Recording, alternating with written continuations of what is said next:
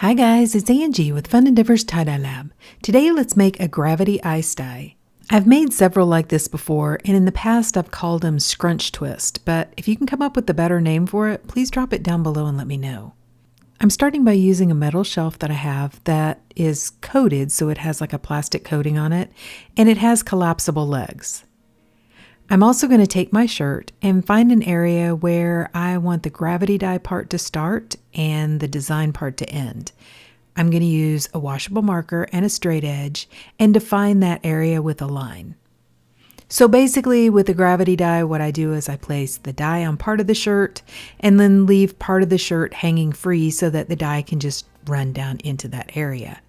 On this shirt, the top part of the shirt is what is going to have the dye placed on it, and the bottom part is what I'm going to allow to just gravity dye. So I'm going to place the shirt on my shelf, and the part where I drew the line, I'm going to leave that part hanging over the edge. What I'm going to do with the shirt is I'm going to grab a piece of the fabric, kind of twist it and scrunch it, and then poke it through the hole. I started out doing my shirt and it all ended up being a little bit too far over to the right hand side. So I just pulled the shirt out of the shelf and am starting over. I really want the design to be right in the middle of the shelf because when I take it outside and I place it over some pieces of vinyl guttering, I want to be able to let that middle part hang free.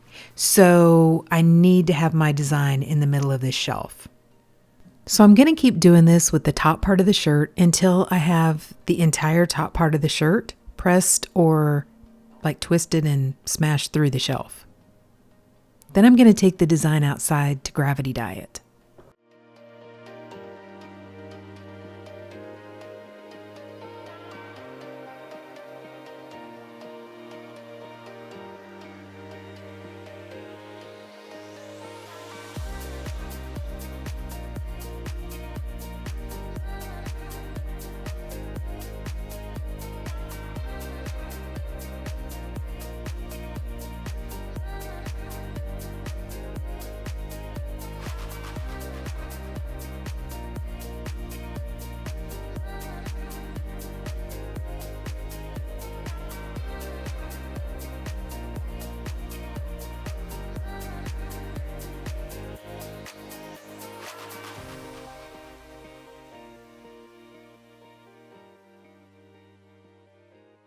For this shirt, I only want to use a couple colors, so I've chosen Avalon from Dharma, which is one of the new Dharma Ice Dye colors, and Kingfisher Blue from Dharma. I thought they would work really well together.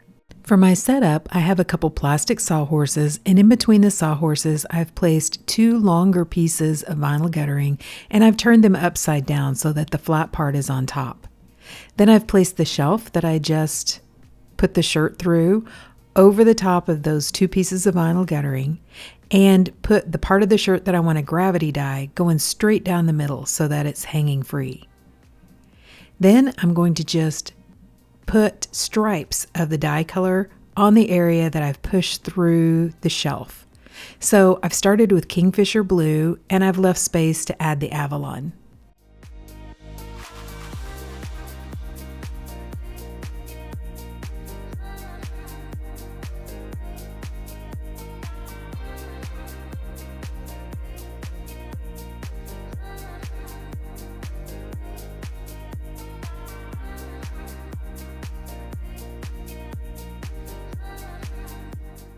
Once I have the dye on the shirt, I'm going to give an additional sprinkle of dry soda ash over the top of the dye, and then I'm going to add on some ice.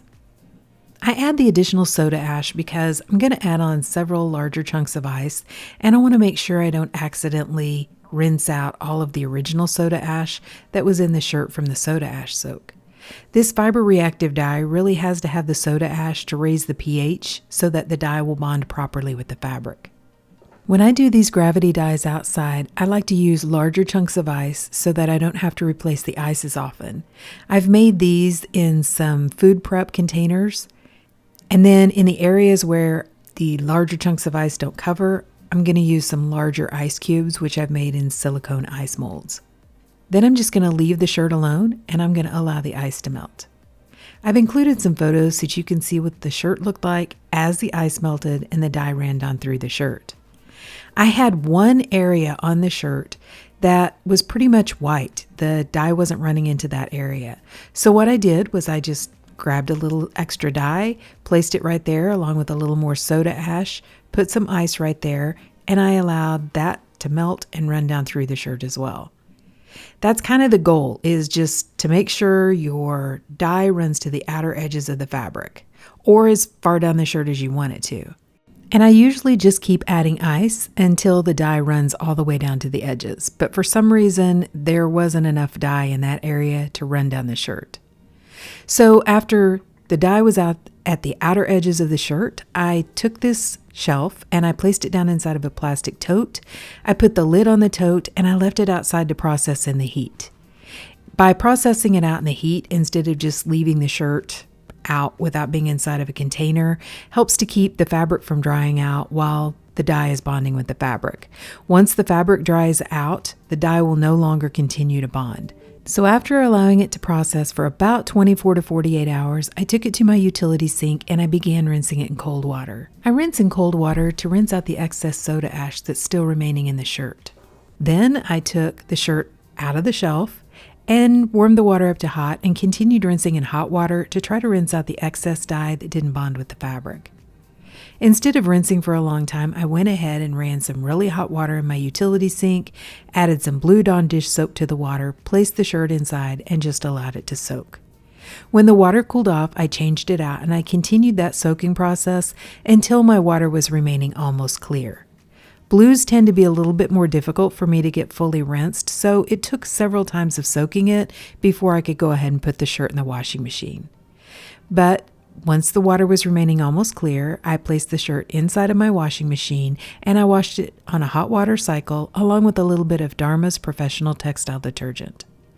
Okay, so I've washed, dried, and ironed the shirt, and let's see what it looks like. Okay, so what do you guys think?